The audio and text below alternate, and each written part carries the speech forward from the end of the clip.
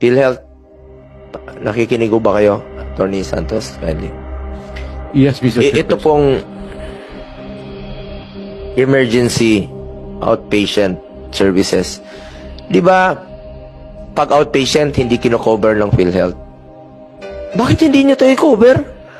Napapansin ko, kailangan i-admit muna ng isang araw para i-cover ng PhilHealth. Mas gastos yun. Kasi magbabayad sila sa kwarto. Ba't hindi nyo i-cover yung kadalasan minor cases? Baka pwede nyo pag-aralan itong pulisiyang ito. Marami pong pupunta sa ospital na hindi na-admit, sasabihin ng doktor. Di naman kailangan i-admit. Dahil kaya naman outpatient.